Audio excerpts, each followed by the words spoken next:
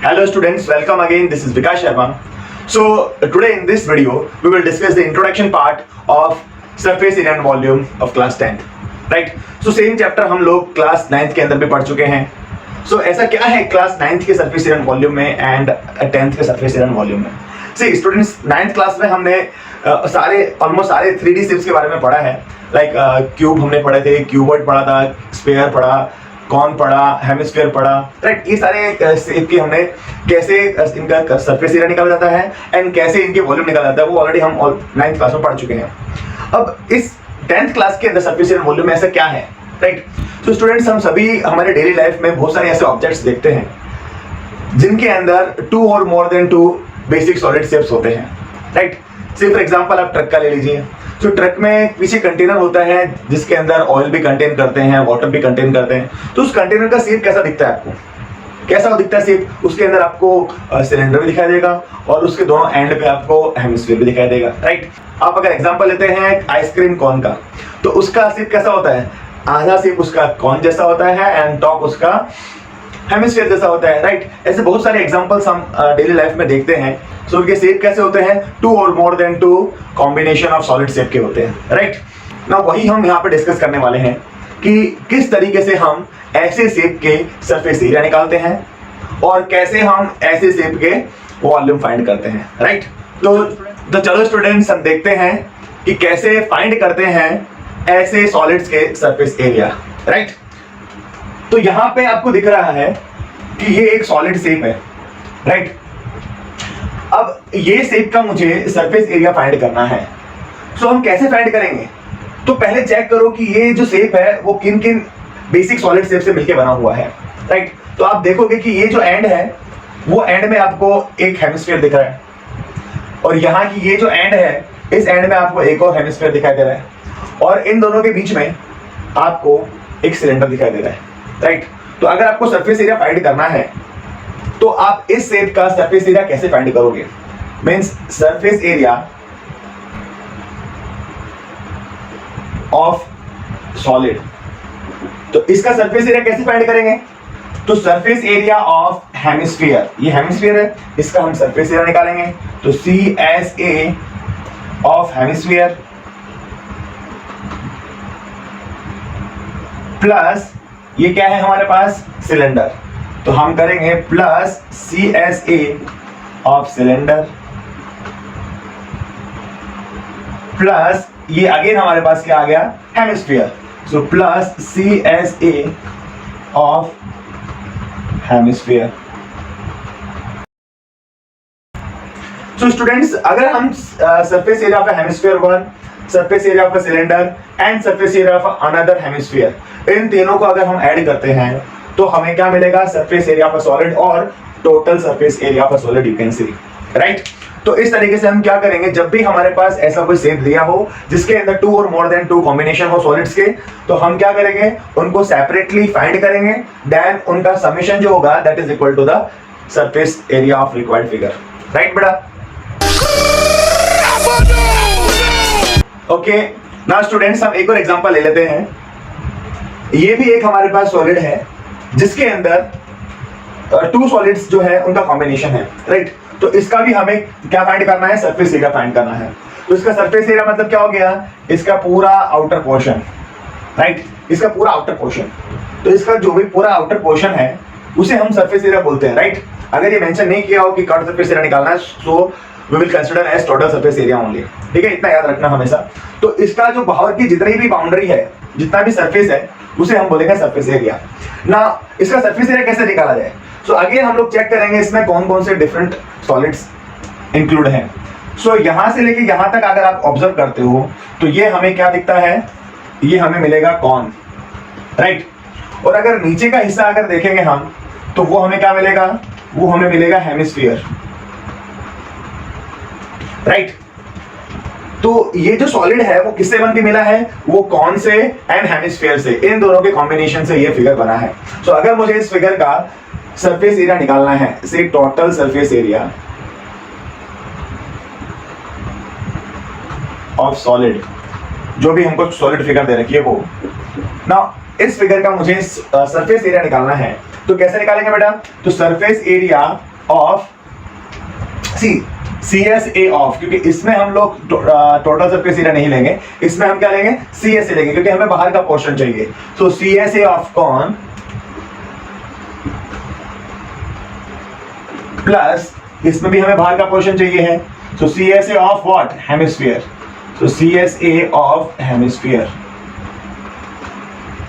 Right?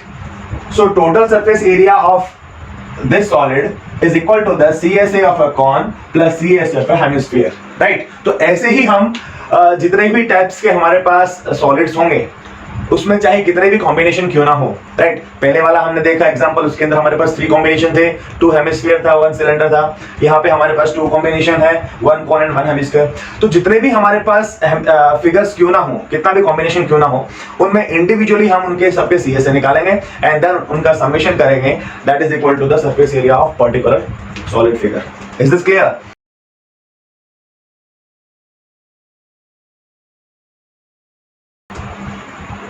Okay students, तो अब हम डिस्कस करते हैं volume of a combination of solids. Now same example हम लेते हैं जो हमने सरफेस एरिया में लिया था, राइट? तो यहां पे भी हमारे पास एक सॉलिड है जो कि हेमिस्फीयर से बना है हमारे पास,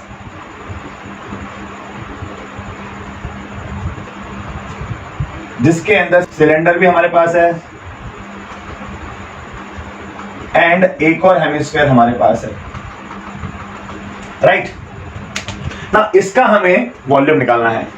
तो स्टूडेंट्स, इनको भी हम सिंपली वैसे ही करेंगे जैसा हमने सरफेस एरिया में किया। क्या करना होगा? सबसे पहले इन सबको डिवाइड कर दो। सो हमने इस फिगर को 3 पार्ट्स में डिवाइड कर दिया। एक हमारे पास हेमिस्फीयर है, एक सिलेंडर है एंड लास्ट जो हमारे पास है वो भी हमारे पास हेमिस्फीयर है। सो इस सॉलिड का हमें अगर वॉल्यूम निकालना है, से volume of solid figure, right? तो हमारे पास क्या है बेटा? हेमिस्फीयर है। सो हेमिस्फीयर का वॉल्यूम प्लस सिलेंडर का वॉल्यूम प्लस अगेन हेमिस्फीयर का वॉल्यूम जो होगा, इन सब के वॉल्यूम का समेशन जो होगा that is equal to the volume of the solid figure. Is this clear? तो क्या लिखेंगे हम यहाँ पे? हम लोग लिखेंगे volume of hemisphere plus volume of cylinder plus volume of another hemisphere, right? So इन तीनों का जो वॉल्यूम होगा उन सबको जब हम और ऐड करेंगे तो हमें क्या मिलेगा? Volume of the particular figure. So ऐसी कोई भी फिगर हमारे पास क्यों ना हो, सबसे पहले हमें क्या करना है? उन सबको पहले डिवाइड कर दो कि कौन कौन सी सॉलिड फिगर से मिलके बना है, और उन सबका हम लोग वॉल्यूम निकालेंगे इंडिविजुअली, देन उन सबको ऐड कर देंगे। That volume is equal to the volume of solid figure which is given in the question. Clear बेटा? बहुत सिंपल है। एक और एग्जांपल ले लेते हैं हम इसके बेसिस का। सो स्टूडेंट्स, एक और एग्जांपल हम यहाँ पे ले रहे हैं आइसक्रीम कोन का। सो आइसक्रीम कोन का अगर हमें वॉल्यूम निकालना है, सो कैसे आप इसमें देखेंगे तो अगेन आपको 2 डिफरेंट सॉलिड्स दिखाई दे रहे हैं। तो कौन कौन से सॉलिड हमारे पास है यहाँ पे? सबसे पहले हमें दिखाई दे रहा है हेमिस्फीयर, फिर हमें दिखाई दे रहा है नीचे कौन। सो अगर मुझे इस आइसक्रीम कोन का वॉल्यूम निकालना है तो हम क्या करेंगे? हम निकालेंगे पहले वॉल्यूम ऑफ हेमिस्फीयर, देन निकालेंगे वॉल्यूम ऑफ कॉन एंड दोनों को ऐड कर देंगे तो हमें मिलेगा वॉल्यूम ऑफ आइसक्रीम कॉन और volume of solid cell, right? Solid figure मैं यहाँ पे लिख रहा हूं। सो ये सॉलिड फिगर जो है इसका अगर वॉल्यूम हमें चाहिए तो ये 2 पार्ट्स में डिवाइड है, एक हेमिस्फीयर में एक कॉन में है। So volume of hemisphere plus volume of cone, right? So इन दोनों के वॉल्यूम को अगर मैं ऐड करता हूं तो मुझे पूरा वॉल्यूम मिल जाएगा। आई होप इतना क्लियर हो गया होगा आपको। मूव करते हैं नेक्स्ट टॉपिक पे।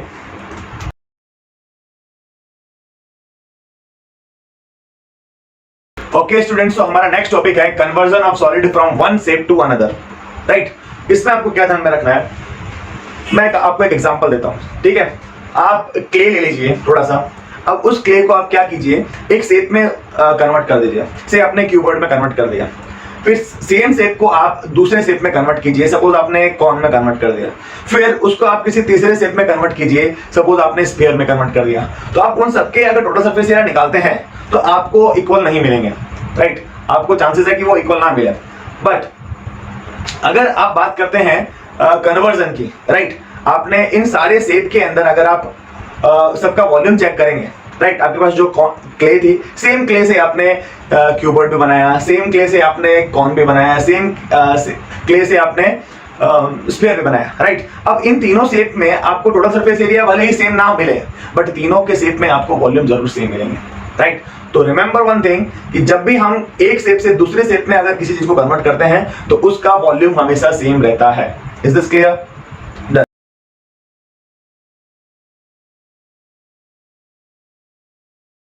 हमारा नेक्स्ट टॉपिक है फ्रस्टम ऑफ अ कॉन।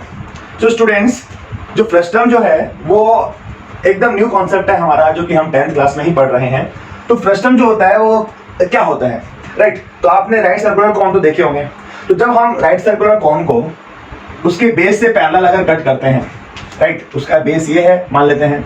अब अगर इसको मैं इसके पैरेलल कट करता हूं तो मुझे क्या मिलेंगे? 2 शेप्स मिलेंगे, राइट। एक अपर पोर्शन है, एक लोअर पोर्शन है। तो जो लोअर पोर्शन है वो स्टिल एक हमारे पास क्या है? राइट सर्कुलर कॉन है। ये भी राइट सर्कुलर कॉन था, ये भी राइट सर्कुलर कॉन है, ये बड़ा राइट सर्कुलर कॉन था, ये छोटा राइट सर्कुलर कॉन है, राइट। बट इसके ऊपर वाला जो शेप हमारे पास बचा है उसके अंदर आप देखेंगे हमारे पास ऊपर भी सर्कल है, नीचे भी सर्कल है। बट यहाँ पे इसका डायमीटर जो है एक का बड़ा है, एक का छोटा है। जब दोनों का डायमीटर सेम होते हैं तो वो सिलेंडर बन जाता है। बट जब हमारे पास एक का डायमीटर बड़ा होता है, दूसरे का छोटा होता है, तो उस शेप को हम बोलते हैं फ्रस्टम, राइट। अब ये फ्रस्टम जो है इसका वॉल्यूम कैसे निकालते हैं, इसका टोटल सरफेस एरिया कैसे निकालते हैं, इसका कर्व सरफेस एरिया कैसे निकालते हैं, वो एक न्यू टॉपिक है आप लोगों के लिए, राइट। तो हम पहले डिस्कस करते हैं इसका वॉल्यूम क्या होता है, right, frustum of a cone. So हमको पता है वॉल्यूम ऑफ कॉन जो होता है that is 1/3 pi r square h होता है, राइट। सो इसके अंदर हम 1/3 पाई एच तो एज इट इज लिख देंगे। बट बात रहेगी आर स्क्वायर की, तो बिकॉज कॉन के अंदर तो हमारे पास सिर्फ एक ही आर होता है, सिर्फ एक ही आर होता है। बट फ्रस्टम में हमारे पास 2 आर होते हैं। सो एक आर को आप बोल सकते हैं R1 और दूसरे को आप नेम कर सकते हैं R2, राइट। तो यहाँ पे इंस्टेड ऑफ आर स्क्वायर हम क्या लिखेंगे? R1 square plus R2 square plus R1 into R2। So ये हो जाएगा volume of frustum of a cone, right. Next हमारे पास है CSA ऑफ अ फ्रस्टम। तो CSA ऑफ अ कॉन क्या था? CSA of a cone pi R हमने पढ़ा था। यहाँ पे हम क्या पढ़ेंगे? पाई एल तो एज इट इज हमारे पास है, बट यहाँ पे क्या है? आर की जगह पे पाई आर एल। तो आर की जगह पे अगेन वहां पे सिर्फ एक ही आर था, यहाँ पे हमारे पास 2 आर हैं, तो हम लिखेंगे R1 plus R2 into L. यहाँ पे एल कैसे निकलेगा? सो एल निकलेगा √h square plus R1 minus R2 का whole square. Understood? So students, next topic हमारे पास है TSF of frustum of the cone. तो TSF of frustum of cone कैसे निकालेंगे? ये सिमिलर है एकदम कॉन की तरह। कॉन में कैसे निकालते थे TSA? तो CSA of a cone plus area of a circle. Similarly इसके अंदर भी वही निकालेंगे, बिकॉज इतना पोर्शन हमारे पास क्या है? Cylinder, frustum. तो कैसे निकालेंगे? सो CSA of a frustum plus area of one circle plus area of another circle, right. तो CSF ऑफ फ्रस्टम का फॉर्मूला तो ऑलरेडी हम ऊपर पढ़ चुके हैं, पाई R1 plus R2 into L, या फिर आप लिख सकते हो pi L into R1 plus R2, right. And area of one circle क्या है? यहाँ पे रेडियस हमारे पास R2 है, तो हो जाएगा पाई R2 स्क्वायर, और एक हमारे पास है R1, तो हो जाएगा plus pi R square 1। Understood? तो इस तरीके से इन तीनों का एरिया का जो सम होगा that is equal to the total surface area of the frustum. I hope आपको सब कुछ क्लियर हो गया होगा इस टॉपिक से। Thank you.